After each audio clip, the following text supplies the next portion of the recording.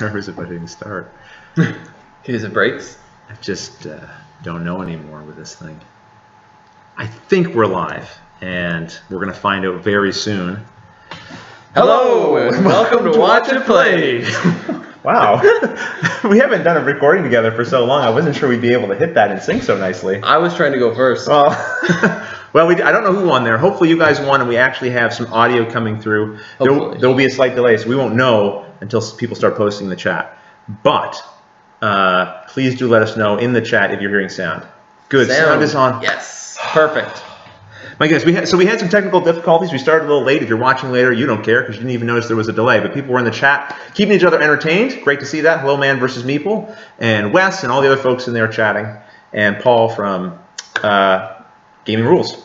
So we have a whole bunch of things to go through here. Yeah. It's been a while since I've seen you. Well, sort of. Sort of, yeah.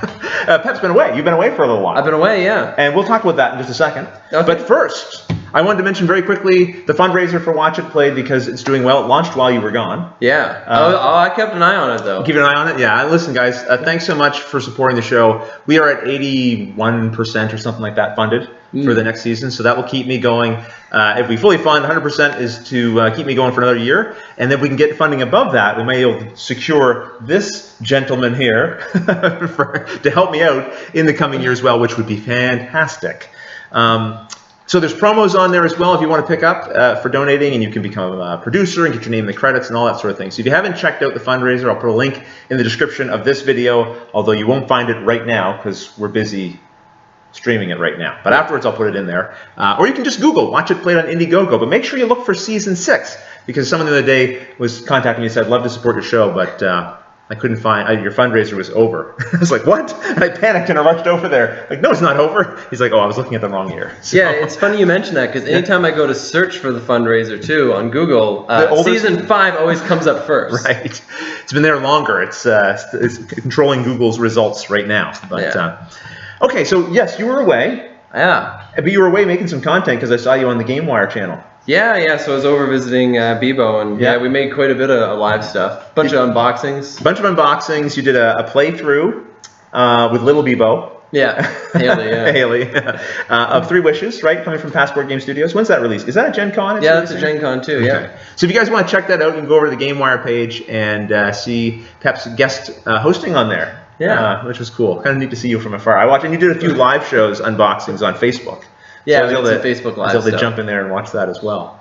As far as content released on Watch It Play that you should be aware of, Cry Havoc gameplay is going on right now. I noticed in the comments before we started, people disparaging my my efforts so far to not lose embarrassingly. It's not going well, I recognize. Don't blame the game. It's definitely me. Fairly confident of that. People are saying too as well, like, is there a runaway leader problem? I think in a 2-player game, you're more likely to see the potential for a runaway because if you had more players, then the person who's running away, other people would gang up on. Here, Luke's got no other target but me. So if he gets some advantage, he'll keep pummeling that. Unfortunately, I'm also not necessarily making all the best choices. I know in the last video, the last gameplay, I sent it to Ignacy to check over for mistakes, and he said, I didn't see any mistakes so much as like strategy mistakes. Why did you do this or that? And so that's great. Well, what can I say? And Luke's playing well too, so that's going to make a difference. If you want to ask us questions in here, we are going to talk about Gen Con. Yeah. Oh, right? yeah. We're going to talk about Gen Con. We're going to play a game with you guys. But if you want to ask questions, put in all caps question before your question. Your question itself does not have to be in all caps. That just helps us when we scroll back to find the questions to find them more easily in the banter that you guys are having. Gen Con. What do you want to start with? Our schedule, maybe? All right. There are a few things that we have sort of locked in that we're definitely going to be doing. Gen Con is a bit of a gong show, right? Oh, yeah. It's a madhouse, right? Oh, yeah. You were at Cool Mini or Not Expo with me. Not at all like that. No, it was very relaxed. Like, what are we doing all day? We're just playing games and hanging out. Where are you going to be? In this one room. In this one room, yeah. Where's Pep? Oh, there he is. Yeah. Like that's like I'm either there or I'm somewhere in between there and the hotel room. Right. You know, it's usually not too hard to find someone. Whereas at Gen Con, it's a bit crazier, and I do get contacted every now and then from people who watch the show and might be interested in saying hello and seeing me or you at the show. And I do want to say, love meeting people at these shows. So don't hesitate to say hello if you feel led to do so. But I have a hard time saying I'm going to be here. Like if you're trying to schedule a get together, that's going to be nearly impossible for me to do, unless you're coming to the Secret Cabal meetup, because I'm definitely going to be there. And I would advise you go there too. It's an amazing hangout with a whole bunch of people who are fans of the Secret Cabal, but there's lots of other people who just show up there as well, industry folk, and it's a great way to meet people. If you've ever considered doing board game media and you'd like to meet some folks in the industry, it's not a bad place to go. It's a pretty good place to hang out. And that is on Saturday at 8 p.m. And it's at the Alexander Hotel, so it's not in the convention hall. But look that up on Google, you'll be able to find it. Or you can just follow the Secret Cabal online, they're announcing it as well. We also have a little show, or I'm in a show with Jamie from the Secret Cabal and Tom Vassell from the Dice Tower on Thursday from 4 to 5. It's an event you have to register for. I don't recall if there's a price. I don't think there's a price for the tickets. I think it's free. And basically, it's called Board Game Media Do's and Don'ts. Which maybe has a slightly negative connotation. We're not really so much trying to come in here and tell you what you ought to be doing, but hopefully share some good tips, things that if you're thinking about doing board game media, here's some things we've learned that maybe would be helpful to you, and also give you an opportunity to ask questions if you'd like to, and we'll do our best to answer them.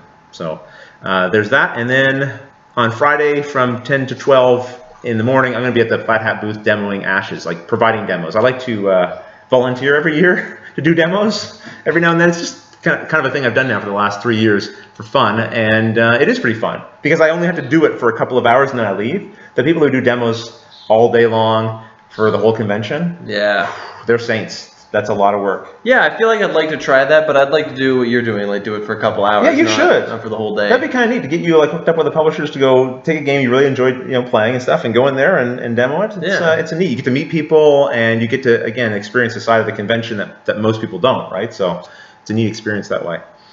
Our other plans in sort of general are to divide and conquer. Yeah, definitely. Right? Yeah, get out there and play and see as much as we can. Yeah, this time usually I try to look at the whole dealer hall, which is impossible pretty much. Things always get skipped. Totally impossible. Yeah. So we each have kind of a list of games that we want to check out, and we're going to make sure that we don't have too much crossover, right?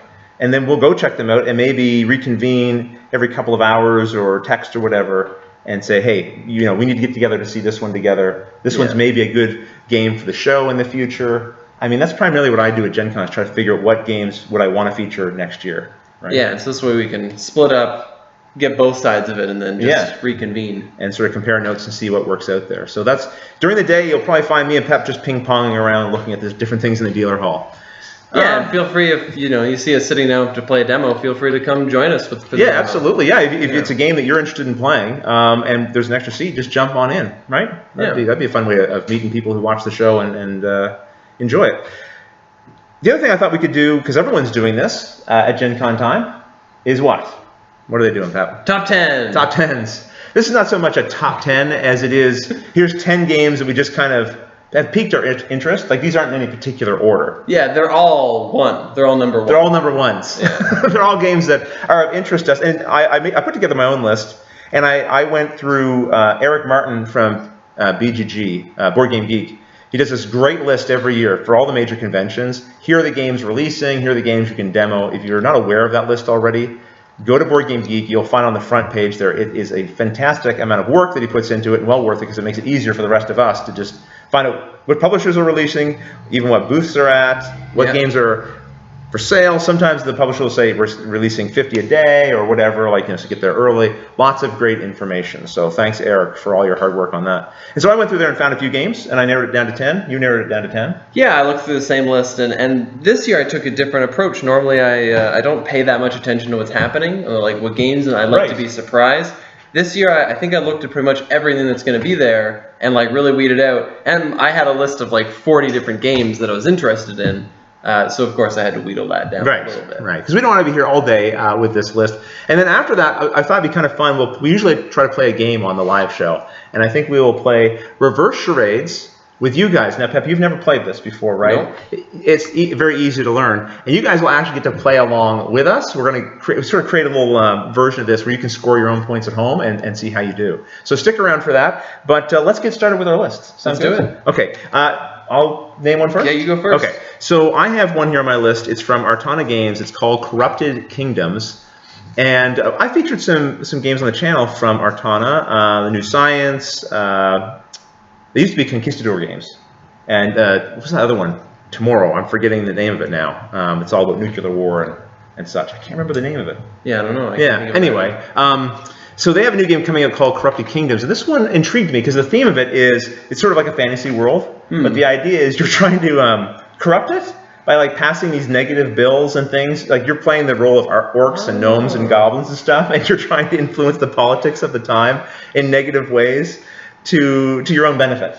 And so I like the theme of it. It sounds funny that way. And it was on Kickstarter. I think it's releasing there. And so I'm hoping to take a look at it, maybe demo it, and see if that's a game I'd like to get on the channel, if they're interested in partnering to do it. So yeah, stuff like that always makes me curious. I love games where you take on the role of like the arch enemy. Right. Like the heroes are trying to get to you. Like Dungeon Lords or even Boss Monster or Dungeon Pets. It kind of flips things on its head a little bit theme-wise, and so yeah, and I especially like if they add a little bit of a humor to it, if possible. Yeah. Oh, it has a certain cartoon element to it. It looks funny and it's meant to be light and humorous. But yeah, it looks like a Euro-style kind of game with assigning workers and things like that. So anyway, I'm gonna check that one out. So the first one on my list is Speechless by Arcane Wonders. Oh yeah, I heard about this one. This is like a party-style game, right? Yeah, so it's kind of like reverse charades. I guess it sounds like it's a charades kind of game, but everything is done quietly. So I have to do my charades quietly, but the other players, rather than sitting there blurting out guesses, each write down what they think my charades are secretly.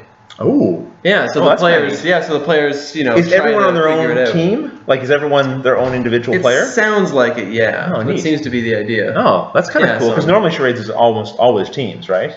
Yeah, so I'm very curious to try that. It seems like a cool party game that the game group would like. So sounds like another one we could actually bring back here and play on the live show. Well, yeah, except the silence thing would be perfect.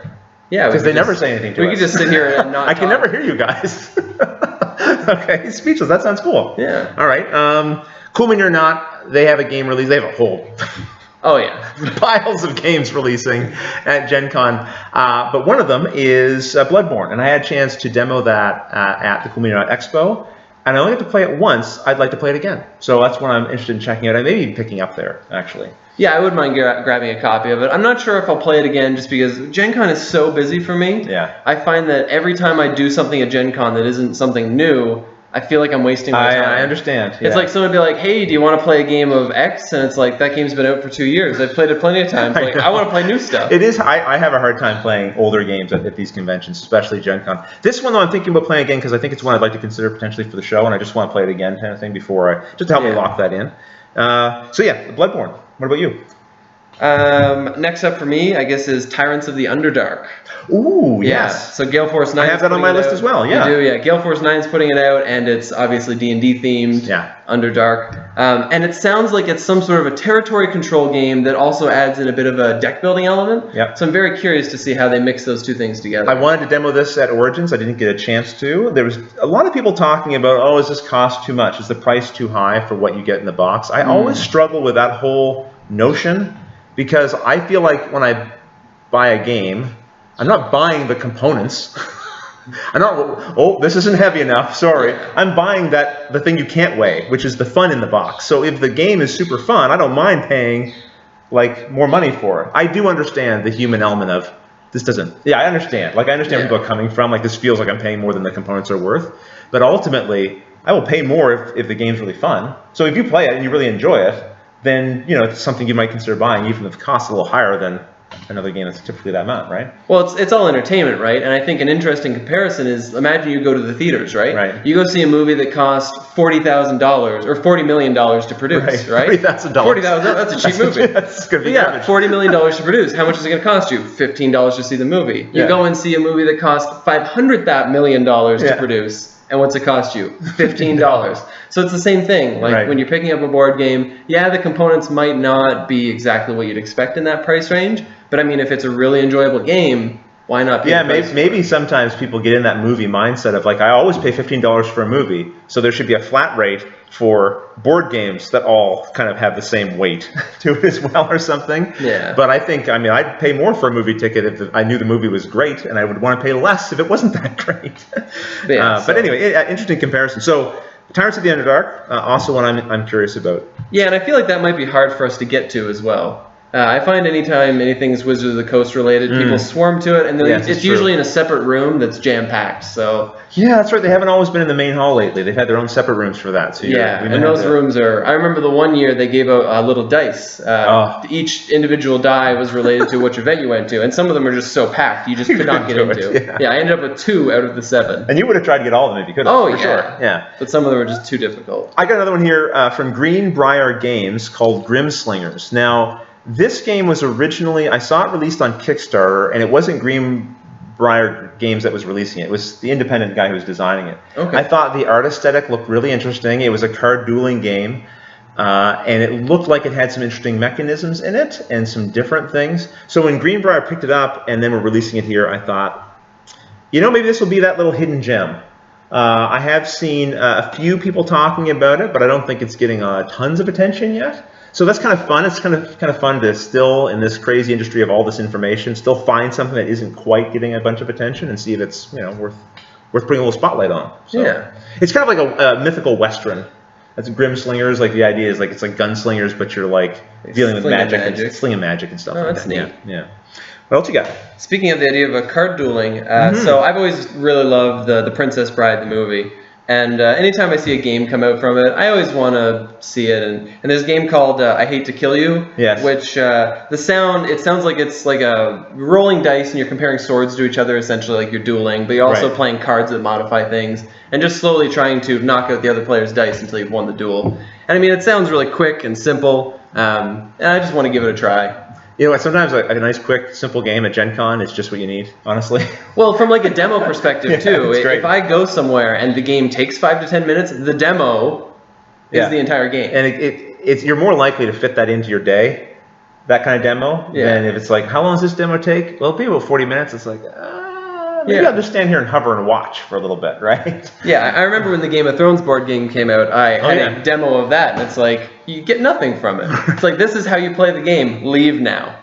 Right. Like, that's basically it. Like, you got nothing more from the demo, you don't really get to play it out. So I love just finding little short games you can jump in and fully experience it, yeah. Well, I got another one on the list here, The Networks by Gil Hova. I've been hearing tons and tons and tons about it. Even in the chat here, before we got started, people were talking about this game. I've had it on my list.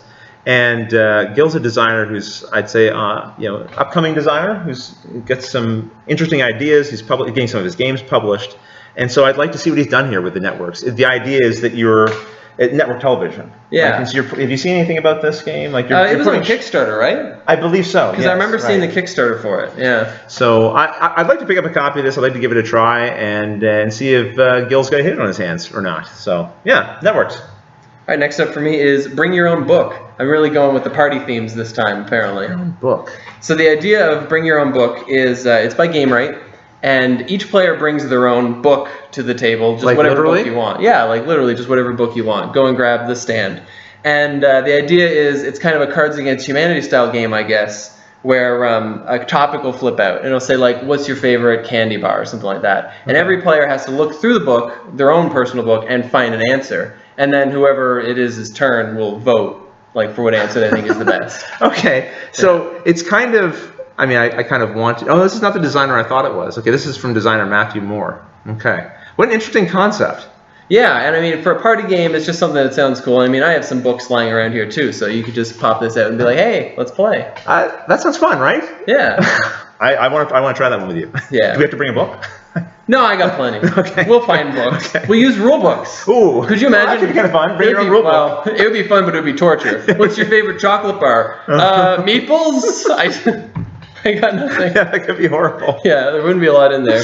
My next one is from Stronghold Games, The Dragon and Flagon. Oh. So this is a game where you have players brawling in the fantasy bar, basically tavern, after, I don't know if it's after or before some questing has gone on, or probably in between, right? Yeah. And the game has really got my attention. It's one I hope I enjoy because I think it would be a great fit for the show. It has 3D pieces that lay out like a little tavern, and you're moving your pieces around there on tables, there's chairs and all this stuff, right? And so it's also by designer Jeff Engelstein, who is not only a great guy, he also has a fantastic podcast with Mike Fitzgerald, Ludology. If you're interested in hearing more great board gaming content, I would definitely recommend you subscribe to Ludology. They're interesting guys, they're funny guys, and they're very clever. And they approach things oftentimes from a designer's perspective, like how game design works, and breaking that down, and it's in very consumable ways for someone who's maybe not as deeply in it as they are. So yeah, the Dragon and Flagon. Next up for me is Junk Art by Pretzel Games. Yes. Yeah, so I didn't actually read too much into this one because I'm mostly just excited to get to it and like get it in my hands. But it looks like you're dealt like random pieces of junk and have to try to build them up as high as possible. This seems like exactly your kind of game. Me stacking random objects just describes how I want to play everything. I want to try that one too. I don't have that on my list, but I am curious to try it. That would actually be fun to try with you. So maybe we can figure out a time to do that together. Yeah, that would be fun. From Matago, they are releasing Captain Sonar, which I think was at Origins. Maybe I've seen some content about it. Basically, you have teams that are working behind screens. So I can't see what your screen's doing, but we're each working on our own activities here, and it's about like submarine warfare. And so it looks like a fun, large team game. Those games are harder to get to the table. Probably not a good fit for the show necessarily, but I'm just very curious about it. So I want to check it out. Yeah, and the joy of Gen Con is we can literally buy some of these games. Yes. Like we're not just trying them out. We can say, hey, this looks good. I want to buy it. Yeah, exactly. What do you got next? So just a quick little mention that Bill and Ted's Excellent Board Game by Steve Jackson Games. I don't really, again, know anything about it. Right. I'm just really excited because it's Bill and Ted's Excellent Adventure, and it's like, excellent. Who says slapping an IP on a game doesn't work? Yeah, I mean, and it works, and like maybe it's a good game. Maybe it's a good game. It does happen. Maybe it's a terrible game. Who knows? But it's got the name, and I want to try it. I don't think you can easily dismiss IP games anymore because there are more and more games getting quality designers on them that also have an IP. Right? Yeah. There was a time when you could kind of look down your nose at IP games like this is going to be garbage, but I don't think you can do that quite so easily anymore. No, they're really putting out quite a bit. Yeah. And it works, guys. It does. If you already have an investment in the IP, then your ears are going to perk up when you hear it, and it might make you pick out that game over something else. So obviously it's a marketing tool. Hopefully it's a marketing tool paired with a good game. Well, and something a lot of designers apparently do is they'll design the game. Right. And then they'll slap a theme on. So, I mean, if you can slap a theme on that already exists, why not? Pick something that's popular. Yeah. So this one here, out of the blue for me, I have seen people doing some board game media content on it, but I kind of started seeing that after I found out about it. It's from Brain Games. It's called Ice Cool. I meant to show you the video for this before we started here. If you want to Google it, guys, you can. I don't know the link right off, but Brain Games has like a YouTube channel. The box unfolds. It has all these mini boxes in it that you then lay out, so they're like open boxes, right? And they clip together. So you have all these different rooms, because the boxes have little doors in them already pre-cut into the smaller boxes, right? So then you have all these rooms, and then you have this weighted bobble type thing. And you don't throw it in, but you kind of flick it in. And so you're trying to get to run through these doors and create these curvatures so it can run through multiple doors at once, right? Because it's got this weighted belly at the bottom, right, and a top head. So it's like they're like penguins or something. Sounds kind of like mini putt. Like the actual game mini putt? Yeah. Like with a putter and stuff? Like yeah. I wasn't sure if Pep was on some board game I wasn't aware of. You didn't hear about mini putt coming out of Gen Con? You know that board game football? Yeah. So I think if you see it, you'll be like, oh, this looks cool. It just looks like a clever, funny, light game. Yeah. And I always enjoy those. So I think that's one I want to check out. What about you? And it's also a surprise. That's the other reason. Like, I feel like most of the games on here I know something about. This was one I was like, what? What's this now? Well, and that's the thing. Like, when we look at something like Scythe, which we both already have a copy of, and we obviously won't be seeing or trying to find at the show. No, right. At the show, at Gen Con. So that's the thing, like, Scythe was never surprising for me. I knew what Scythe was about, I knew the components before they came. So yeah, a lot of the fun for Gen Con for me is finding games like Junk Art in the middle of nowhere and being like, what is this majestic beauty? And playing it and be like, I'm stacking things. Yeah. Like when I found Talk Talk Woodman for the first time, that blew my mind. And I want that experience again. Again, yes. Yeah. You will find it. It may be Junk Art. So, speaking of wanting to be surprised, a game that I've purposely been trying to keep myself surprised on is Smurg. Oh, right, of course. Smurg. Smurg. From Passport Game Studios. I don't know how to say it. Yeah. This is the dungeon placement game, dragon placement game. Yeah, all I know is it's about dragons and kind of like dragon riding, and I purposely am trying to not find anything out about it because I want to get a demo and I just want to experience it and be surprised by it. Pep loves dragons. So. Well, sort of. You like dragons? Yeah, I like dragons. You more than like dragons? Just, well, more than friends. Okay. If there was a dragon here, you'd get rid of me to have the dragon as the co-host. Oh, I think anyone here would be like, fair enough. Watch it. I would step aside, believe me. Yeah. Okay. Well, my next one that I'm looking forward to, this is a twofer from Flat Hat Games. Seafall, shocking, right? Seafall, a lot of people looking forward to that game. So Seafall is one I'm definitely looking forward to. And also, I just want to make a quick mention too. Ashes has 2 expansions coming out there: the Victoria deck and the Leo deck, and I cannot wait to work both of those into the deck. I'll be bringing my normal Ashes deck with me. You talk about games that you don't normally play at conventions because you can play them at home. The exception to that will be Ashes. I'll probably try to get a game or 2 of that in with some other Ashes folk. I'll bring a deck too. We're traveling together. Maybe we'll get to play a little bit on the plane and that. So I look forward to getting those decks. I've seen the cards spoiled already. The artwork is beautiful, and the effects look interesting. Like there's things in there. I'm like, oh, I can't wait to try this in my deck and see if it improves it or not. So looking forward to that very much. But Seafall, of course, is going to be a very I imagine a very hot game at the show. So if that's a game you're interested in getting, I would suggest getting to the Flat Hat booth relatively quickly. Yeah. Speaking of Imagine, there's a game called Imagine that I'm interested in by GameRight. Wait, we're good. It wasn't even planned. And apparently there's 61 transparent cards. And anytime I see something with transparent cards, like Mystic Veil, which is also going to be a Gen Con, I always get excited. Because I remember more than Dragon. Because I remember so long ago I saw Gloom, and I didn't. Would you replace me with a transparent card?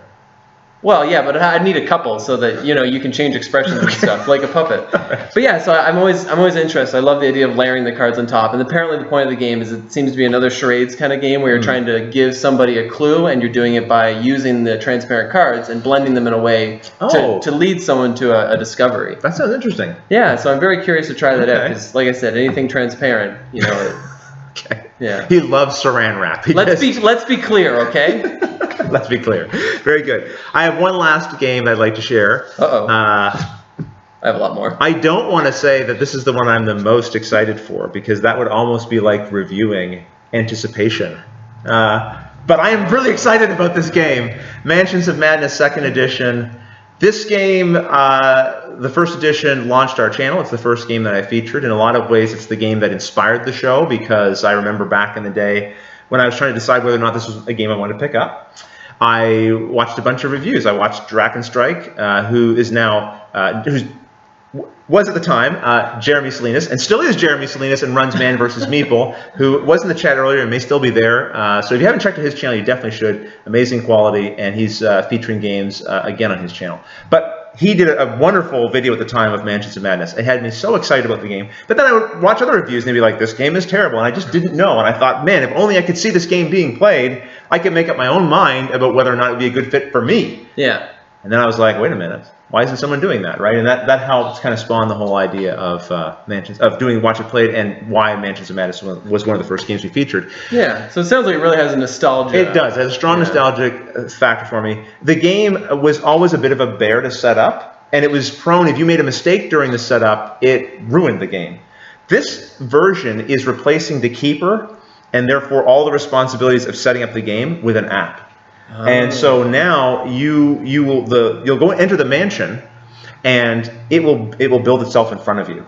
You might enter the foyer, right? And then you explore the door, and then the app will tell you, well, here's what you find. So every time you play, it's randomly generating the map. It's randomly generating the monsters, the where things are. You open a drawer one time, it might have one thing in it. You open it next, it'll have something different in it. You will be able to bring all your first edition from the core set, at least, of Mansions of Madness into this game. So you tell the app, yes, I have all the stuff from the core set of the first edition, core box, I should say, not all the expansions necessarily. And it will then work those randomizations in as well. You can bring the investigators over. There's a conversion kit, which I believe is included in the 2nd edition to bring that stuff over.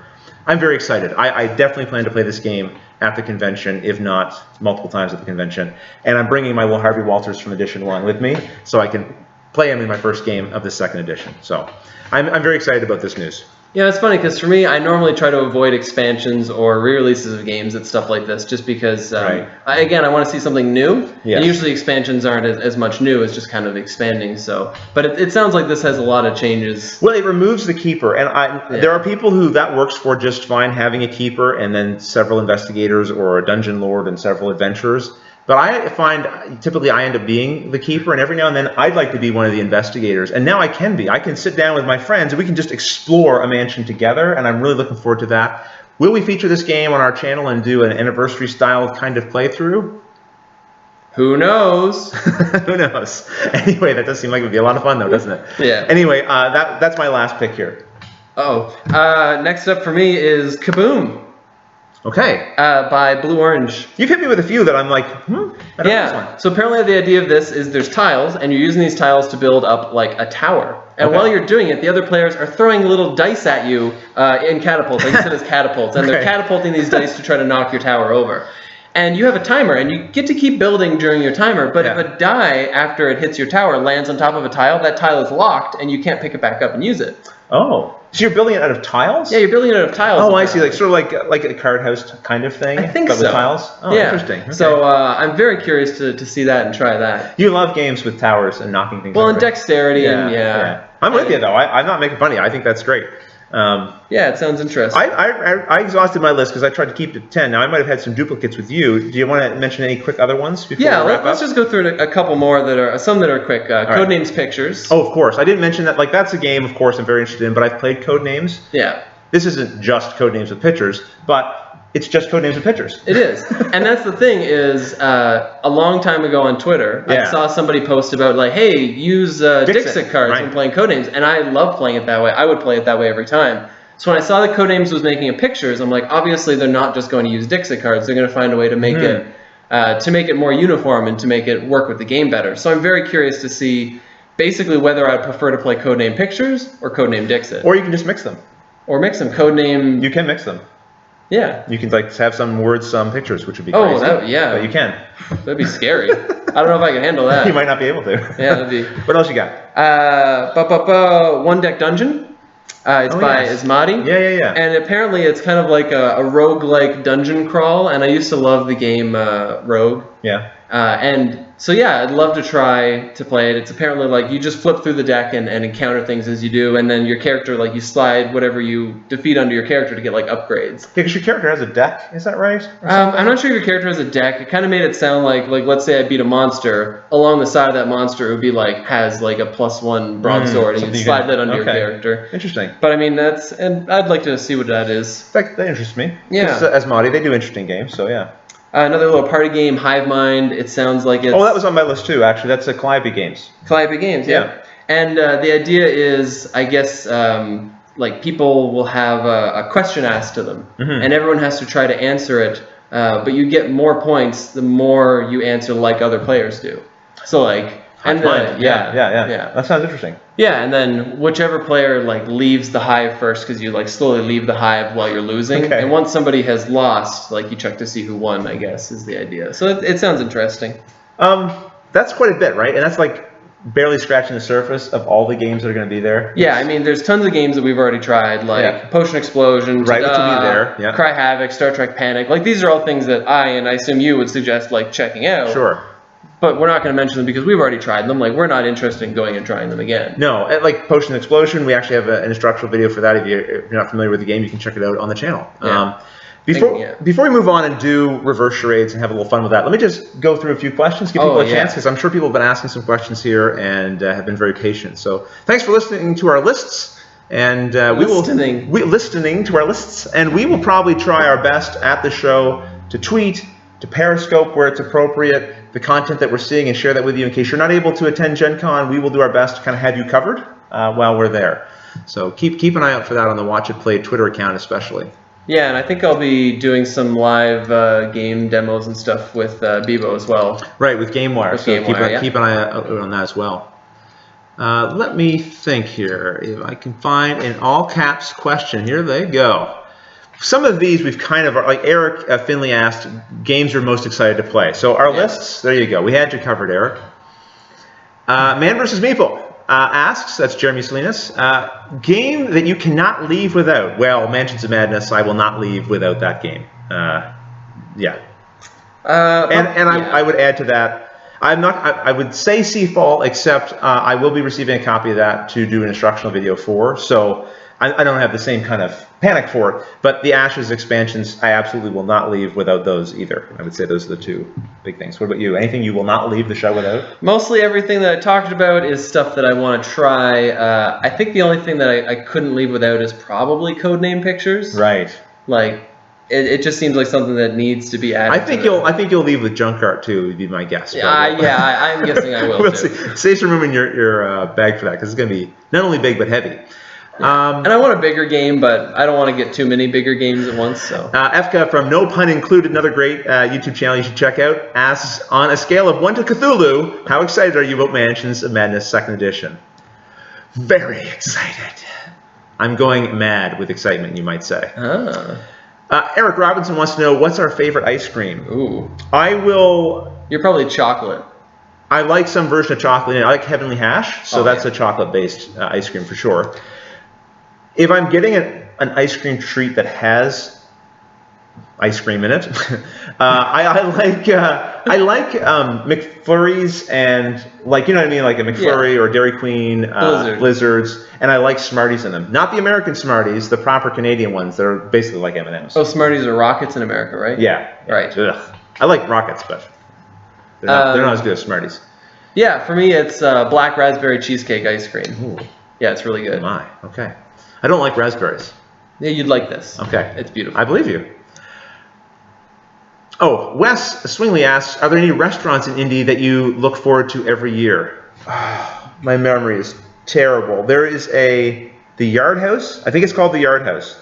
It's not so much that it's a restaurant. It's more of a pub tavern type of thing, but that's a spot that usually we'll go and have a few drinks at and grab a meal a couple of times. I know, like last year, Jamie and I didn't see you hardly at all last year. No, it's funny. I was going to comment on that when you talked about how hard it can be for other people to find you during the Gen Con. I can really relate to that. Yeah, I can relate to that because last year I think I saw you for a total of an hour. Yeah. It was ridiculous. It's true. Yeah, even if I tried to look for you, you were nowhere. Right. I could never find you. I remember at one point you messaged me. It's like, I'm going to be in the dealer hall all day, and I was there all day and didn't see you. Yeah. It's funny about that convention. There are certain people I will see 100 times.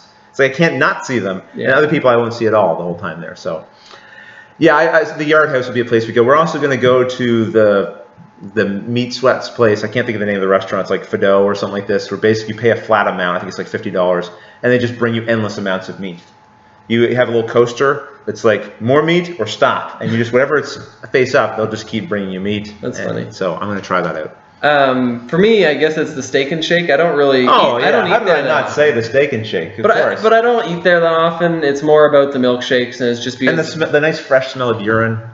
Yeah. Definitely. Oh yeah, right on the corner. Right on the corner. Yeah, and I mean, it's the milkshakes for me, and they have an express milkshake line too. So if I'm gonna be up all night, I gotta have a milkshake at some point. Yeah, I always go there for a milkshake, or even cheap burgers and fries late at night. It's just something to do. Half-price milkshakes from 2 to 4 a.m. and 2 to 4 p.m. Go check it out.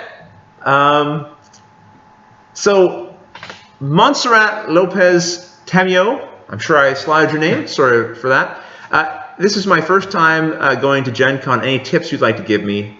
I'm the Mexican champion of Dominion. I'm so excited. Well, congratulations on being the champion. And tips.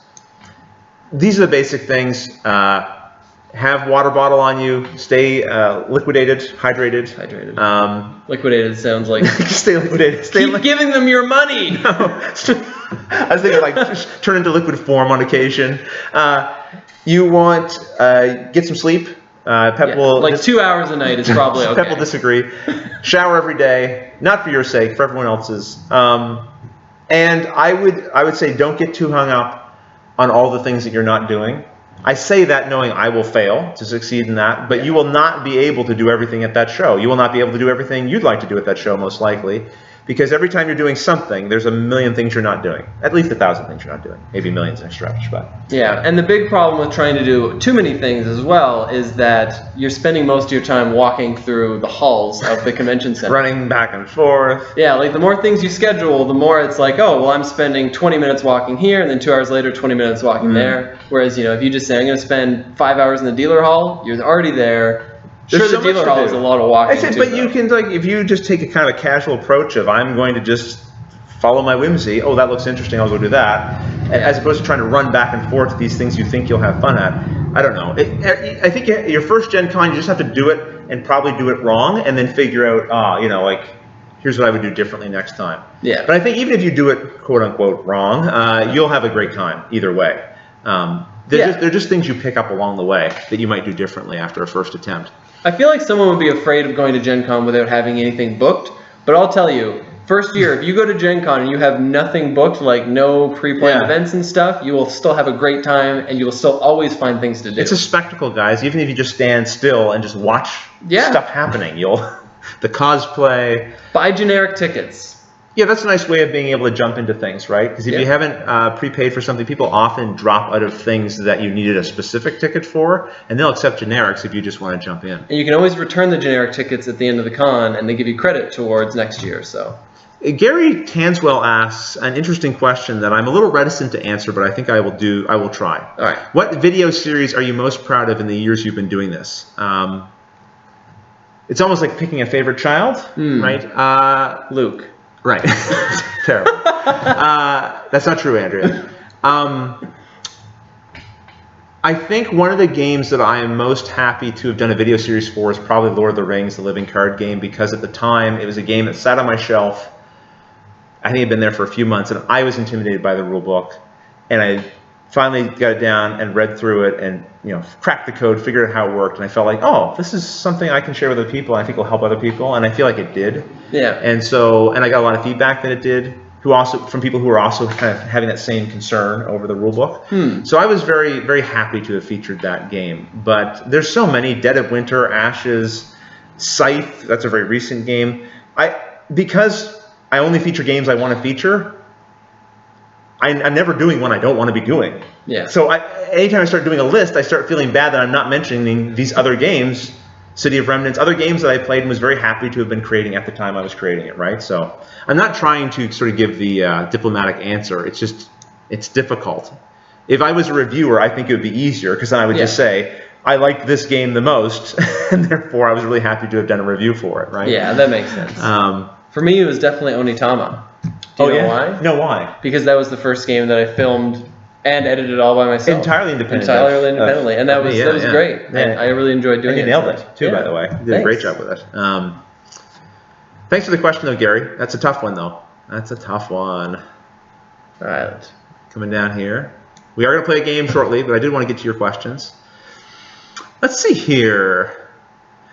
Mick James asks, do you think you'll be over to the UK Games Expo? Mick, I hear lots of great things about the expo. I'd love to get over there. It's all about this, honestly. It's the flight over there, and then accommodations, etc. It's just expensive. The show is doing well, but I can't really justify blowing money that we raise on the show on an expensive trip like that, unless there is something very specific it's doing for the show, that if I can justify in some way, oh, this is beneficial for the show for me to be there, it's somehow beneficial to our viewers that I'm there, then that's fine. Like going to Gen Con is beneficial for me. I get to check out all the games. A lot of games are coming out in advance. I get to have meetings with publishers that I work with and I'm going to work with in the future. And so there's a lot of good interactions. There's a lot of social interaction there with other board game media creators too, that I feel like I want to work with in the future and develop relationships with. So all those things, I think, it make that expense worth it. But it's always a decision I have to figure out that way. If we do end up going to the UK, I would definitely like to come along so I can catch a Mr. Mime. Is that a Pokemon Go thing? Yeah, they're exclusive to regions. Some of them. Yeah, I figured. Team Instinct, by the way. Yeah, same. Same? Okay, there we go. Not playing a bunch of it, but where I can. Let's see. Mick James also asked, I have Evil Dead 2 on Kickstarter. Is it going to be a Gen Con? If yes, will you be taking a look? I don't know. I didn't see that on the list, but it could be. There's a lot of things not on Eric's list. Not a lot of things, but there will be things that are not on Eric's list that will be there by independent publishers and things who haven't bothered to announce things adequately. Again, I'm looking down here for questions that have all caps question in front of them. It just is the easiest way for me to get through this, so you aren't watching us just scroll through this and being bored to tears. Getting down here pretty nicely. I can see where people saw me freak out about Mansions of Madness in here. And Man vs. Meeple says, wait, I created Rodney? Royalties. Jeremy, you were definitely, and you know this because I've said it to you before, and I've mentioned it in videos myself, definitely a strong influence. One of the things I liked most about Jeremy's presentation was I could tell he cared deeply about the quality of the presentation that he was making. I could tell from my own previous experience in doing some video work amateurly that what he was doing was taking him a lot of time. Yeah. And that time doesn't give you some kind of massive payoff that you're spending. It is creating incremental amounts of quality. But I looked at that and I said, if I was going to create content, I want it to be like that. I want to create an experience for the people who watch our content that says, oh, Rodney cares about what he's doing here. Like, maybe overly cares. Like, maybe he should cut it back a little bit. So, Jeremy, you were a big influence that way. I thought, here's somebody doing it the way I would want to do it, and it looks great. And so that's you were definitely an influence for sure. Let's see. Oh, there's a question. There's a nice little group of questions down here. Okay, let me answer this question. There we go. Perfect. Bobster Rocks, like your name, asks, I have backed Cthulhu, a deck building game, which will be a Gen Con. Have you come across this? No, I don't think so. On it either, no. It's, I went through that whole list. If it was on the list, I might have come across it, but it might not have just grabbed my attention right away. Yeah, it was hard going through like all of the stuff. There's a lot of things. So Catherine Walter asks, when is your wife going to play with you on the show? Well, she was on the show once, as you might have seen, for What's My Word. And it's not that she wouldn't do another game again, but it's not her comfort zone to be on the show necessarily.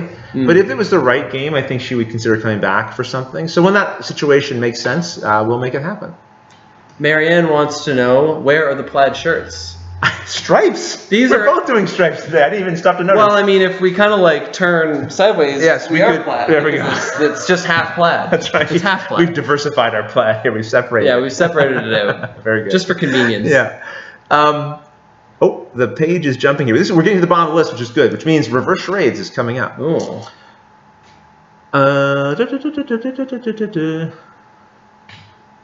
Erskine Thompson asks, when you go to conventions, are there other reviewers and YouTube folks that you make a point to seek out and try to have a few games with?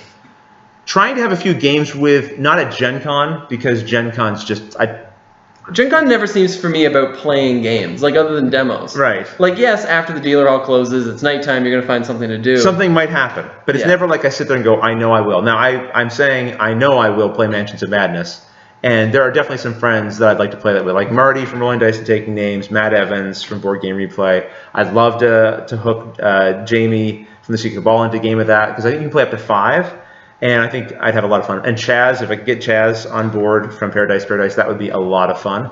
But really, there's a lot of board game media creators that I've been very fortunate to get to know over the years because of Watch It Played, and it's always a delight to meet them and to kind of catch up on what are they enjoying at the show, what's going on with them. So yeah, it's again one of those things. I start making a list, and I'm definitely not saying other people that I know I would also like to see, and then I feel bad that I haven't mentioned someone that I would like to see there at the show. So you kind of want to see everybody.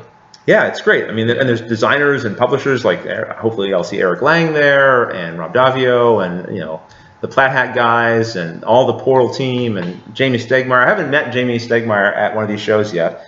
I think we've passed in the halls and not really, I think one time I was at breakfast and Jamie was there and he didn't want to interrupt, which was thoughtful, but I wish he had.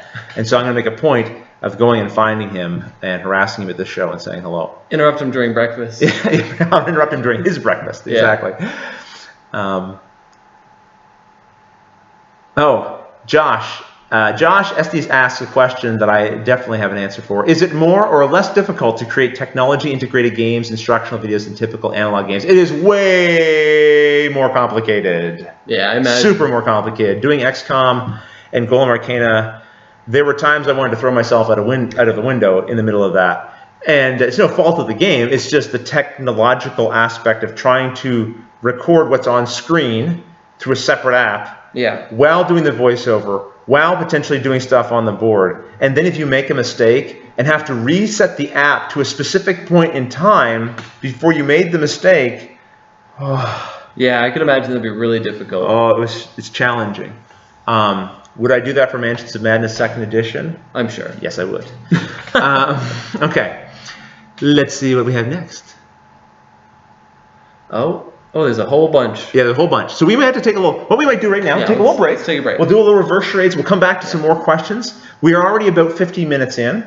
That's okay. We might go, I'd like to do maybe an hour and a half, I think. Yeah, like 3 hours or so. No, an hour and a half at most. So reverse charades is a very simple game. The way it works, I wanted to say the name of the publisher, and it's just slipped my mind, Pep. It's just slipped my mind. Can you look it up for me? Sure. Look it up there, and because I want to say the publisher's name. I didn't bring the box with me. I just brought the contents. It's going to come to me. I know it will. Anyway, reverse charades, and you guys, I'm sure, are yelling in the comments there because you're all smarter than I am.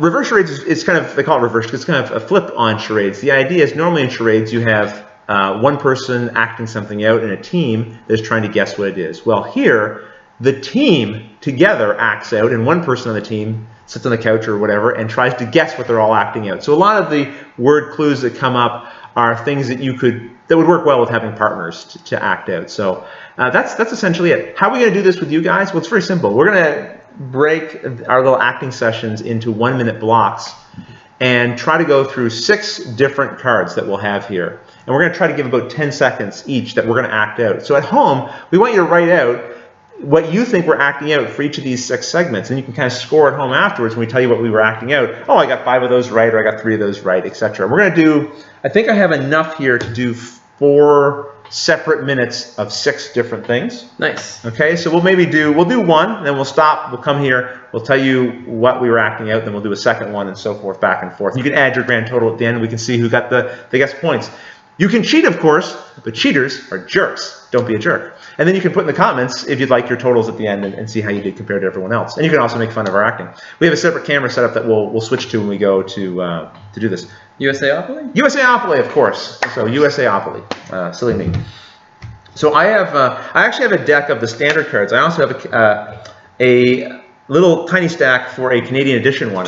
They're double-sided, so we'll just do the other side. So it's scared me. Yeah. This is, for example, jumping jacks might be one of them. And touchdown might be another. So you can see people acting out doing a touchdown, right? You throw a ball, and I catch it. And well, and if there's 2 of us and it was jumping jacks, like I could jump, and you could just stand there and look like a guy named Jack. Right. Yeah. You guys are in trouble. So I'll just shuffle these up, and then we'll do 6, and we'll roughly estimate 10 seconds. Yeah, I'll do a double clap in between each. Right, so you know when we've stopped acting one of them and we started acting the other. Yeah. All right, Pep, you go stand over there while I'm getting ready to switch the camera. I'll make sure it's all set up here. And we will see. Hopefully you guys can see Pep right now. There's great jumping jacks. It's really shaking the camera. Earthquake. You're going to see lots of camera shaking in this, unfortunately, because as we move around, I'm sure it is going to shake the camera a little bit. But bear with us, and I'll go and join Pep, and we will get this started. I'm excited. I love charades. Anything charades. All right, me too. So, I will try to hold on to this deck of cards. No. 1, 2, 3, 4, 5, 6. I'll just try to hold on to 6 of them at a time. Sounds good. So we'll know when we get to the end. That's going to be fun. Yeah. You ready? Yeah. Okay. Ready, set, go. Oh! We still got time. Let's do that again. Okay. That can be very misleading. There we go. Now I'm ready for it. Okay. You just ended. Watch it play it there. Okay. I think we're supposed to be silent.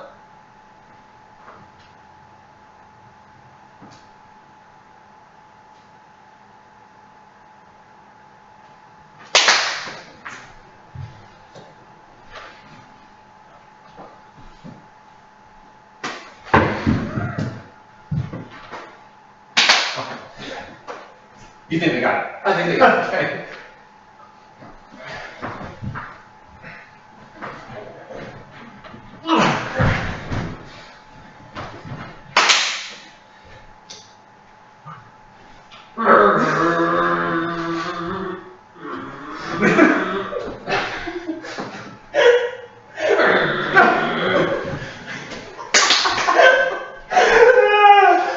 Luck with that one, everybody.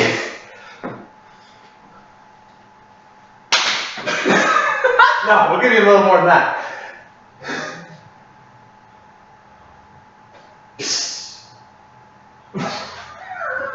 There you go. I don't know how you broke it at the end. All right. So we'll go back here. We'll tell you what they were. And let's see here. Okay.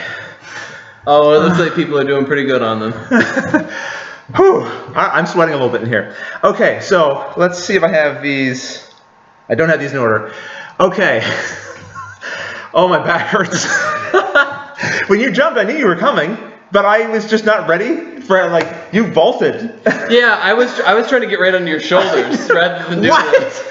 Yeah, that would have broke me. Yeah, the first one That's not a piggyback either, by the way. Well, whatever. It's not. It's a shoulder ride. Piggyback was the first one. Fortune teller. I think it was the second. I saw some people saying seance, fortune teller, very good. Gamma goblins. That's what we were going for there. Yeah. And we have a fly swatter. I enjoyed that. That was fun to do. Yeah. I don't know if anyone got that one. I didn't see the fly swatter one up there. No. That was a little tricky. So score that at home. Not that you should necessarily be. I mean, it's fine to post them in the comments here, but yeah. Some people probably are writing it down at home. I like that. Kennock says, how many watch a play does it take to change a light bulb? So many. Especially when one breaks them. You have to change it again right afterwards. Tug of war, that was pretty easy, and I saw people were getting that in there. Well done. We had this one. I felt like you left too soon. Oh, car wash. Good. People were getting it. Good job, Pete Spooner and Alejandro and Marlon. Good work. I was afraid I was on the other side of you. People weren't seeing what I was trying to do there, and you kept driving away. You kept driving away. Well, you have to drive away from the car wash eventually. Eventually. I wasn't sure if I was allowed to make noises. I got one side of the car done. It was the worst car. No, I turned around so you could do the other. Okay, that's a good point. And changing a light bulb. Yeah. Yes. You were done. Well, I mean, and then you replaced it, and then you broke it as soon as you put it up there? Well, yeah, because we had to start over. So I had to break it. Oh, you broke the one that was still up there before? Yeah. You were committed to that. That's good. That's good acting. All right, would you guys like to do another one? I kind of want to do another one. Yeah, let's just go do another one right now. So they're over there. Okay. Yeah. I mean, we're sweating already, so you get over there, and I'll set the camera, watch the chords. Okay. Yes, Crosmoos, you'll know why I'm walking hunched over at Gen Con now. All right, let's see. Let's do some more. All right, let's act these out. Okay, like professionals. Okay, ready? Here we go. All right.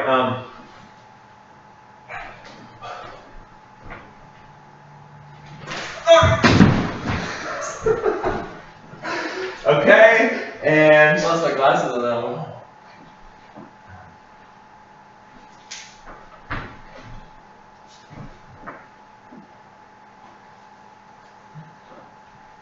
Okay.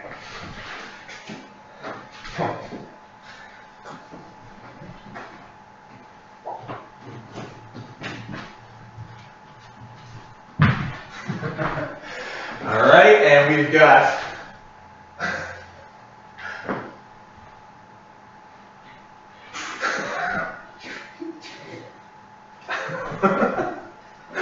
and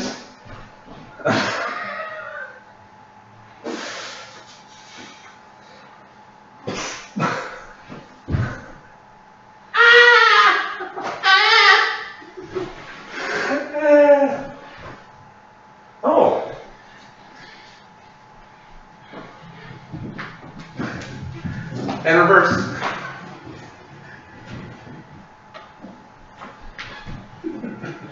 All right, there's your 6. Whew. I don't know if those were easier or harder. One of those was very easy, I think. I don't know if we remember to do the claps at all. Oh, we might not have. Oh, well. Let me get these in order again. Glasses. I need those to see. Oh, yeah, go find those. Whew. All right. Let's see if you guys were just as clever this time around. The first one, was this the first one? Time bomb. Yes, it was. Yeah. It was time bomb. I wonder if anyone got that one. Let's go up. Oh yeah, it looks like people are doing pretty good on these. Yeah. Ah, time bomb. Very good, everyone. Well done. Foot long sub. They got it. I wasn't sure about that one. But very good.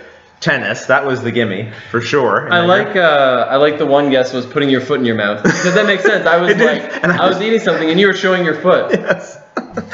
Let's see. Oh, they did get Cupid. Very good. Oh. I think I shot too many arrows at the end, so I thought that might have. You just killed me. Yeah. And then we had, let's see, Childbirth. Oh, no, Dragon Pink, you got it right. It was actually pregnant. Yeah. I don't know why you gave birth at the end. Well, just to make sure. I ran with it. Make sure someone didn't think I was just, had eaten a lot. Yeah, that's true. Okay, and last but not least, we have escalator. And sure enough, people got it. Very good. Okay, we'll do one more from the base box, and then we'll do a final one of the Canadian version. Oh. We'll answer a few more questions, and then we'll say sayonara. So the rest of them are over there. So we're doing another. Okay, let's go. We'll do another one. I mean, these are pretty quick. Yeah, they're pretty fast. Okay. Here we go. Ready? Okay. All right.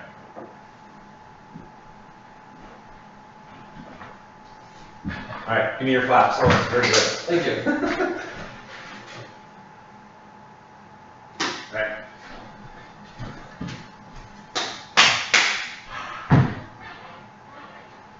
Okay, I gotta do it. No, it's okay.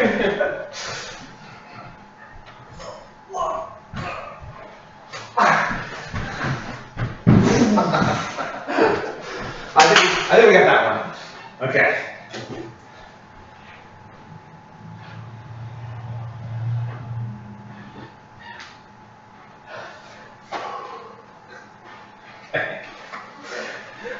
This one's weird.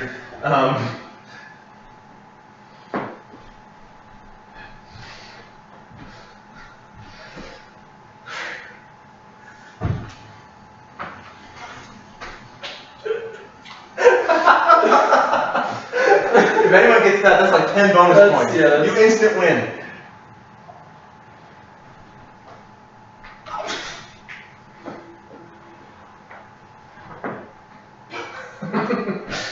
Oh!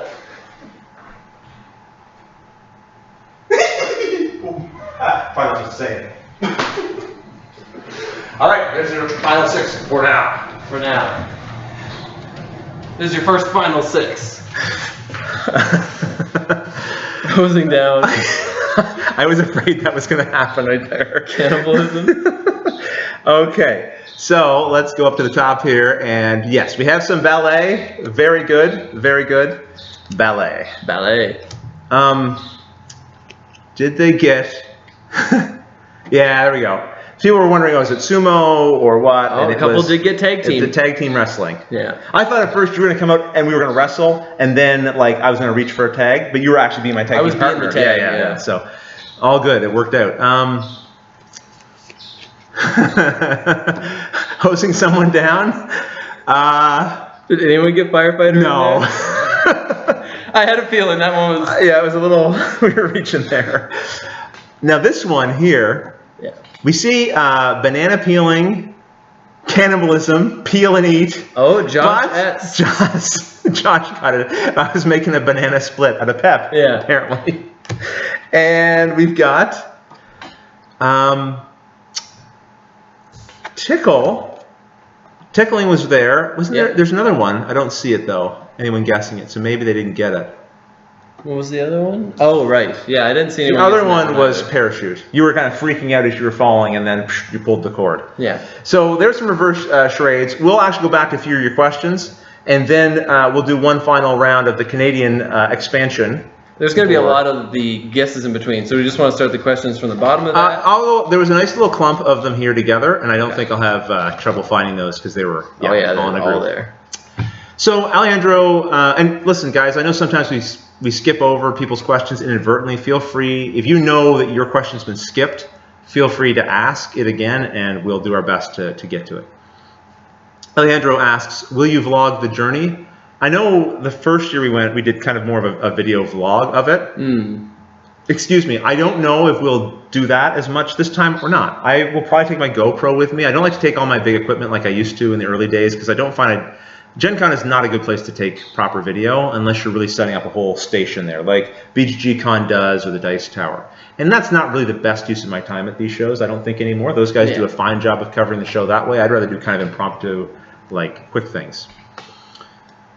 There was one just above that, too. Oh, yeah. Which mechanic do you feel is being used too frequently one? Too many dice. Dice Too many rolling. dice? Too much dice rolling.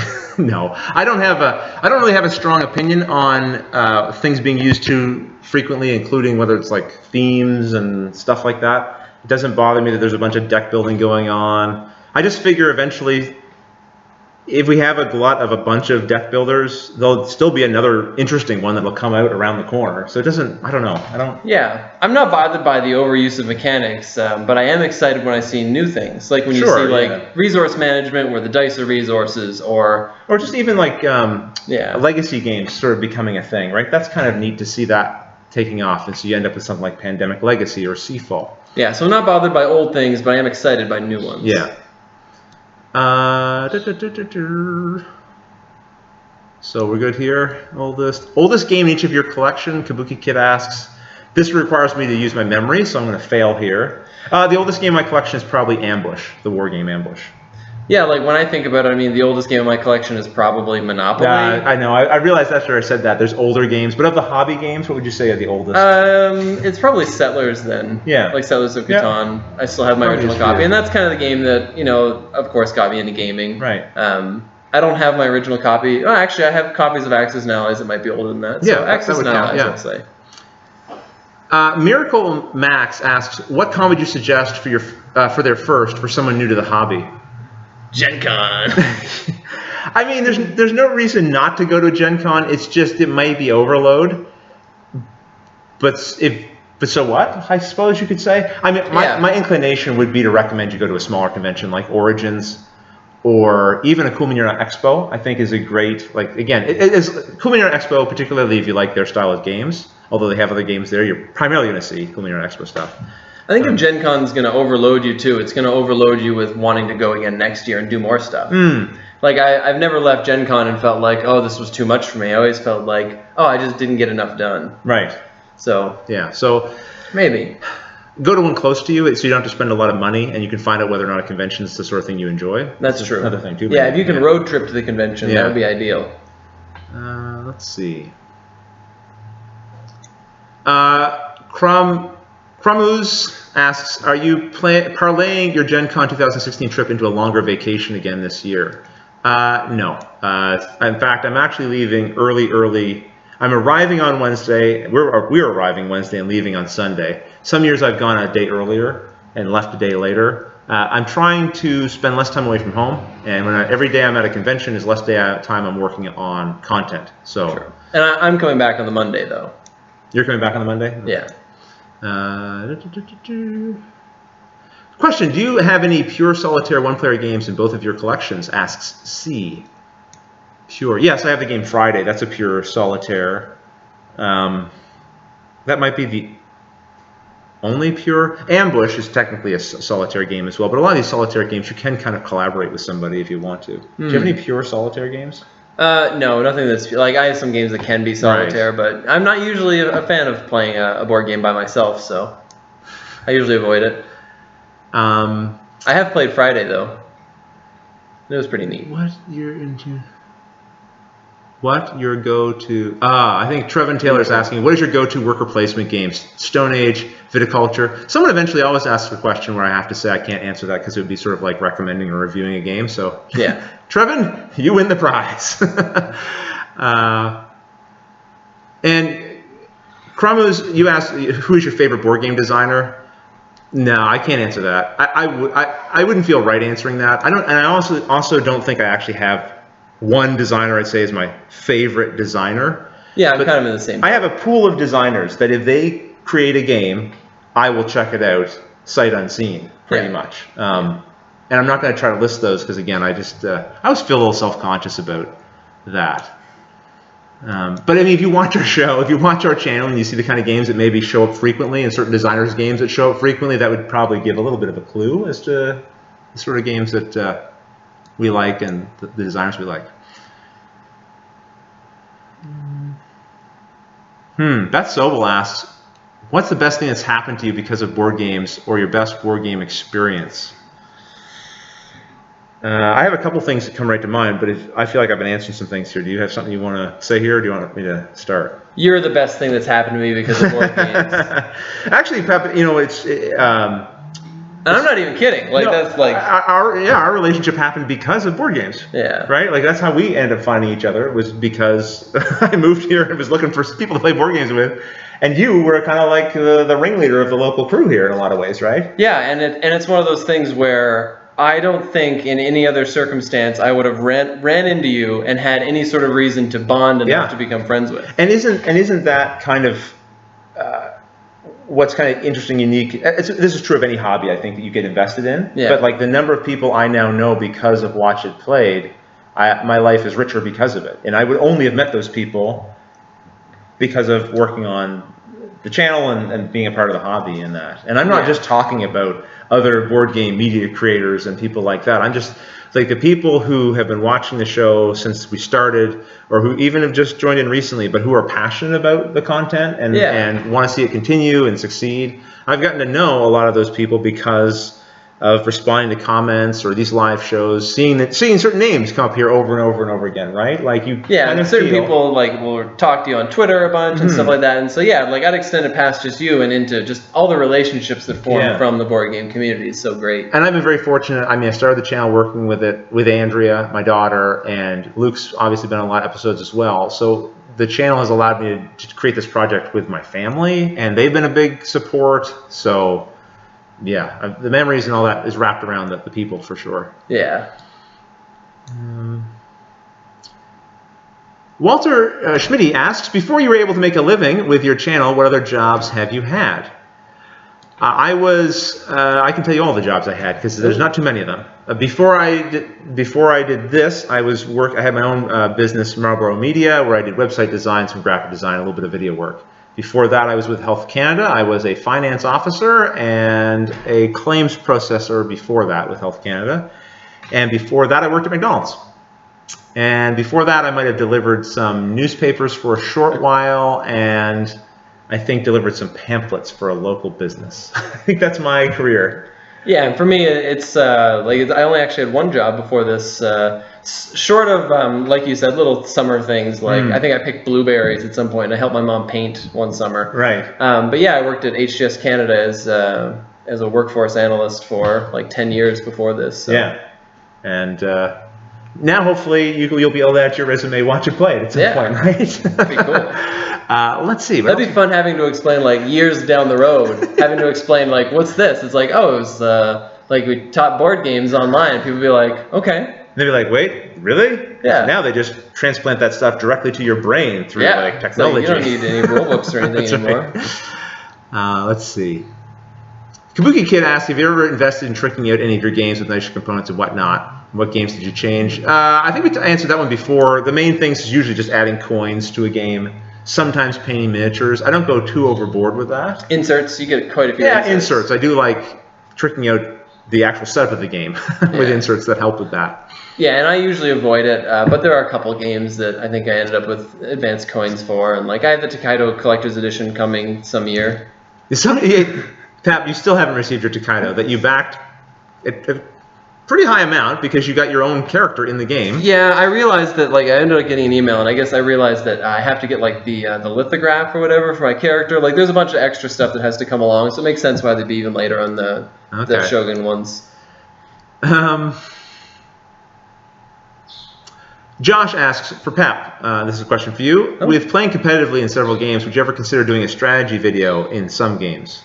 It's funny, we talked about that at some point. Like the humor of doing something like a pep talks, where I would talk about, like some advice for particular games, and it's something. I like that. I like that idea. Yeah. I love that idea of a pep talk. Like, you having trouble winning games, always losing its splendor. Here's Pep for a pep talk. And I think it's hard for me because I'm not one of those people who will go to a game and say, listen, you're doing this wrong, you're doing that wrong, that's an incorrect strategy. I'll usually be very open to like trying and saying a lot of things could work.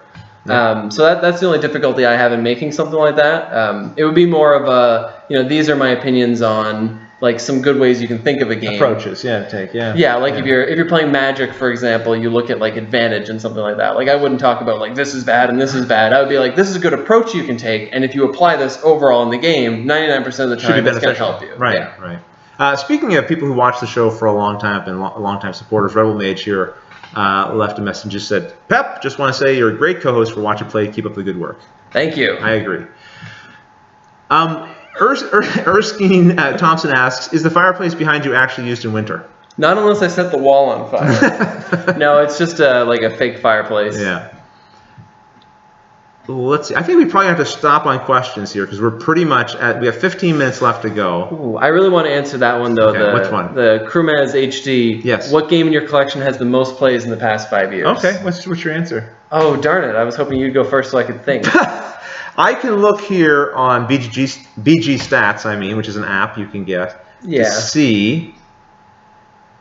For me, it's probably going to be Star Realms. Star Realms is very high on here as well for me. But I kind of want to skip that just because of how repeatable Star Realms is anyway, and I'm going to go to Sheriff of Nottingham. Ever since getting Sheriff of Nottingham, every time we have a game night, almost unerrantly, we play it at least once. Yeah. So Sheriff of Nottingham is something that gets quite a few plays. According to BG Stats, which I'm pretty good at putting all the stats in, but not always. But this one here says that of all time, and this is not... This is only as good as about 2 years ago. Yeah. 2 or 3 years ago at most. Marvel Dice Masters, then Star Realms, then No Thanks. Oh yeah, I played No Thanks. And then Ash's Rise of the Phoenixborn. Yeah. So those games are like, especially Marvel Dice Masters, Star Realms, and No Thanks are relatively short playing dueling games. Yeah, so and it's weird. I don't like to count those because they're repeatable games. Yeah. And I know that sounds weird because the question is, what game have you played the most? But certain games you literally play in repetition. Something like Ashes, you'd play best 2 out of 3. So I mean, you're literally sitting down to play 3 games Ashes? of it. In a tournament, you would. Well, if I was playing casually, I'd want to do best 2 out of 3 too. Yeah. That's just me. Yeah, that's just you. Let's see. If you had to dress in cosplay at Gen Con, which costumes would you both wear? Asks Pete Spooner. This is self-serving, but I would dress up as a Mountie and be my character from the Dead of Winter promo that's in the fundraiser. And I'm not saying that to plug the fundraiser yet again, although please do consider supporting the 6th season of Watch It Play by going to the fundraiser. But there is a Dead of Winter character that's going to be released to that, and someone did say to me, oh, you should dress up as a Mountie and do this cosplay, and I thought, oh, that would be kind of fun. It's kind of weird, because it'd be like you're cosplaying as yourself. Yeah. A little bit. So I couldn't do it wrong. You couldn't do it wrong. As long as I had the right costume. The acting would be easy. Yeah, for me, that's a difficult question. Yeah. Cosplay, what would you pick? There's always been a couple like anime characters, for example, that I'd be interested in doing. I used to have long hair, and so there's a few characters, like the villain from the Cowboy Bebop movie. I don't remember the name of the guy. Mm-hmm. Vincent? I think he was Vincent. And apparently I looked just like him when I had the long hair, so I would have been interested in doing that. Because for me, when I do a cosplay, personally, I would be very invested in wanting to look a lot like the character. Right. I wouldn't want to try to like modify myself to look like something. I'd want to find something I already look like. And I see what you mean. Right. Like I wouldn't just go as my favorite character. I'd go as a character that I think I could best look like. I got you. Yeah. Even kind of naturally, almost, right? Yeah, because I remember the one year I ran into a guy dressed as Wolverine, for example, and I could have sworn that Hugh Jackman was at Gen Con messing with us. If you've been to Gen Con and seen the Wolverine there, you probably know which one he's talking about. Yeah, like spot on. I was like, this is Hugh Jackman. He had the physicality of it too, like he was strong. He looked he just had the face. Yeah, it was perfect. And so like I respect that. I think that's awesome. And like I know not everyone will do cosplay that way, but it's personally the way I'd like to do it. Yeah. I'd like to do something custom anyway. Like I just dress up as like a custom adventurer. Well, I saw like someone dressed up as he looked just like Ewan McGregor from Star Wars there, and Obi-Wan, yeah, thank you. Slipped my mind there for a second. Trevor and Taylor asks, have you considered going back to older games like Ticket to Ride? Yes, we talk about it somewhat frequently, actually. Like, we should probably cover some of the older classics. Yeah, because there are still people today who pick up those games and want to learn how to play them, right? So yeah, like Connect 4. Hungry Hippos. Yeah, that's a good one. Life. Sorry. The classic Canadian game, Sorry. Yeah. So yeah, that is something we talk about doing. It's just so little time, so many games. But no, seriously, we do. We do talk about that, yeah. Rebel Mage asks, will you do a rap for the Dead of Winter Long Night? There is a rap video online of me rapping about Dead of Winter, the base game. You'll have to find it on your own. I won't link to it. Good. Let's see. I think I jumped a few there accidentally. It's bound to happen. I'm not... Okay, we'll just... I think we're at the bottom here. Oh, I want to answer this one. Well, I want to talk about this one. Kabuki Kid asks, what existing game would you think could benefit from the legacy treatment? Ah, there it is. I see which one you're reading. Do you have a thought right off? I do. Oh, good. You answer it then. So, first of all, every game. Every game. But the one that always comes to mind for me is Pathfinder. And any game that's kind of trying to do what the Pathfinder adventure card game is doing. Mm-hmm. Because in that game, whenever you level up and complete missions, you get like, draw a random item out of the box, or do this or do that. And I'm just so surprised that the game doesn't just have little check boxes on all of the cards. And that way, when it says, instead of saying, draw a random weapon, it'll say, enchant one of your weapons. And then you get to go into a weapon. And when you find new weapons, some of them would have really cool enchantments that you can unlock later. Yeah. And that way the game would be more modular. And if you're going to sleeve your game anyway, you could do it on the sleeves. And when you come back and play the game again later with new characters, you would come across this like epic weapon that maybe you had from before, like this short sword that is actually like a poisonous short sword. It might actually make playing it over again more interesting because you're starting off with better stuff in a way, maybe. Yeah. So even if it's not actually Pathfinder Adventure Card Game Legacy, something like it done in a legacy style, just deck builders in general, I think would be really cool to have a legacy to them. Like I was trying to think, and this I think it kind of falls similar to what you're saying here, but I wouldn't mind seeing like a dungeon crawl. That had some kind of legacy element again, where the maps change and that sort of thing, but the characters permanently change. Maybe the things that you do affect how the monsters react to you, or the characters in the game react to you, or something to that effect. It could be amazing. Like Seafall has something similar to that. They have an enmity thing. If you attack someone, then they remember that. Other players remember that in the game's mechanics, and then that comes back to haunt you later or whatever. It has an impact on gameplay. Yeah, so like you go back and like attack that player back, so you get benefits from it. Right. Or they because they're hardened against you now will be able to stave off your future attacks or whatever. Or they might get a bonus for attacking you again. I don't know the exact particulars, but that's pretty awesome. Yeah. Your dungeon idea. Something that would really be really good for that would be the under mountain, like underneath Waterdeep in Dungeons and Dragons. That would be a great theme for that, because the whole idea of Undermountain is like it's constantly shifting and like it's the surroundings are changing. So every time you go down, things will be a little different anyway. Okay. So it'd be really cool to make like a legacy style dungeon exploring thing that fits into that. Around Undermountain. Well, I've taken my glasses off, so I can't actually see any more of the questions. So that's perfect, because I think we've arrived here at the end of this. Oh, I'll put my glasses on. We're going to do one last round of charades for fun as well. And I think that's it. Hi, GameWire. Hi.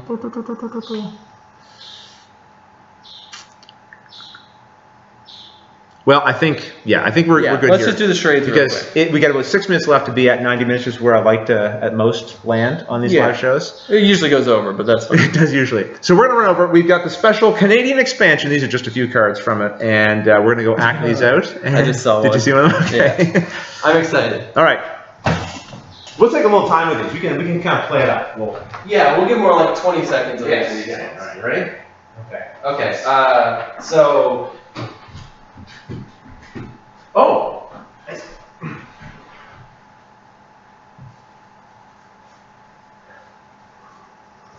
Okay.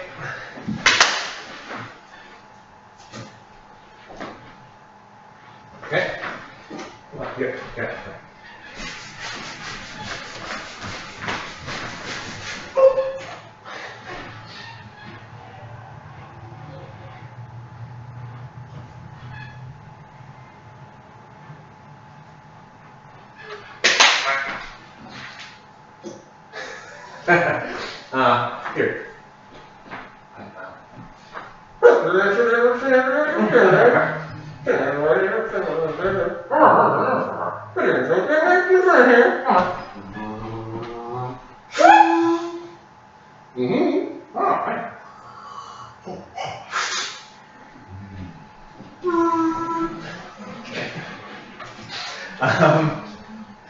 Okay.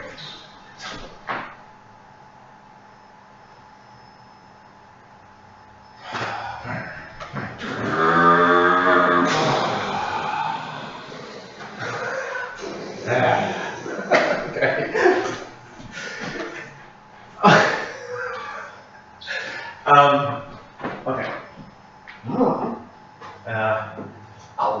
Oh, yeah.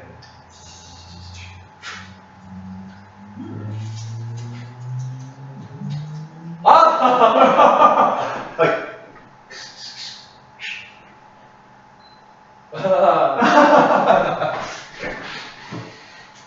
That was a tough one.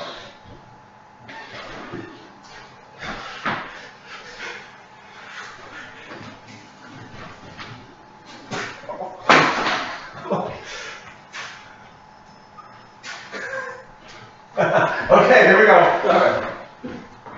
All right. Let's see if people got the final 6. It's so weird having to be silent during those. Like the idea of doing any sort of. I don't even know if you have to be silent. I forget that rule. You probably have to be. Maybe. Okay, let's see. We'll go up here. Yeah, let's give the answers. Oh, lots of great guesses here, folks. Okay, so we'll go back to. That was the last one, right? I think. Yeah. That was the last one. Okay. So the very first one. Well done. Igloo. Erskine Thompson. Igloo. Wasn't camping or a tent. Remember, these are Canadian. Yeah. Yeah. I was gonna. As soon as we started, I was gonna remind that while it's over there. It's like, remember, this is Canadian. So we all live in igloos. Ice fishing. Yes, very good. Lots of ice fishing. Yeah. Or homeless. What were we carving the hole into? I don't know. Let's see. NASCAR. Okay. I tell you, Erskine is like nailing it. I'm probably messing your name up, but you got it. Tim Hortons. Timmy's, as we call it. Tim Hortons. No one calls it that, actually. What, Timmy's? You don't, do you? I don't know. I've only said I'm going to Tim Hortons, but Timmy's is it's not unheard of. It's probably like also in other parts of the country people might say that more frequently. Yeah. I'm going to be really surprised if anyone got this one. Me too. So I think it's actually this one's next. Okay, so we have... A lot of people just guessed the snow and the blizzard part. I'm just wondering if... there it is. I think the first one to get it was Dame VFX Snowblower. So I was starting to shovel, and then you got the snowblower out, and I was like, oh yeah, look at that, that's great. So that's the that was the snowblower. Very good. And I don't see any guesses. We definitely got the snowball fights. People guessed that, and that is correct. And there's one in here which you guys didn't get, which I can't really fault you for. This was a tough one. Yeah, Tim Hortons, if anyone doesn't know, is like it's a fast food, mainly known for their coffee and donuts and that sort of thing. And now they have a full service menu of and Timbits, which are donut holes. That's true. Timbits, right. John Candy was the other one, the actor. So large guy, we started eating candy. Then I had you in a television and started to watch. But yeah, I didn't know that was a tough one. Maybe we could have done planes, trains, and automobiles. Oh, we should. Yeah, we could try to act out some of the titles of his movies, but no. You got what you got. So you guys can add your points together at home. We got 6 out of 6 on all of them. Yeah. We perfectly acted out all of those. So you can beat ours. Anyway, I think that's about everything, Pep. Anything else you want to share with the viewers at home? Nothing I can think of. Well, except, most of this video is about Gen Con. So if you're heading to Gen Con, enjoy it. Yes, have a great time there. Maybe we'll see you, maybe we won't. But either way, I'm sure you'll have fun seeing all the spectacle of the games and the cosplayers and all the rest of it. Keep an eye out before Gen Con. We should have another Cry Havoc gameplay video with me and Luke, so you can see my further demise. And you and I, Pep, will probably do a gameplay of something. We may have to start a gameplay that we're not going to finish until after Gen Con. Yeah, do something and then finish it up after Gen Con. Time is running out. Yeah. There's still a lot to do to prepare for Gen Con. But hopefully you guys will enjoy the content that we are able to release before then. Tides of Madness will be going out maybe even tomorrow, an instructional video for that. Very similar to the game Tides of Time with some slight adjustments. So keep an eye out for that in case that's a game you're interested in. That will also be at Gen Con. All right, everyone. Take care. And until the next episode, thanks for watching. And see you at Gen Con. Do-do, do-do, do-do, do-do, do-do, down, do-do, do-do.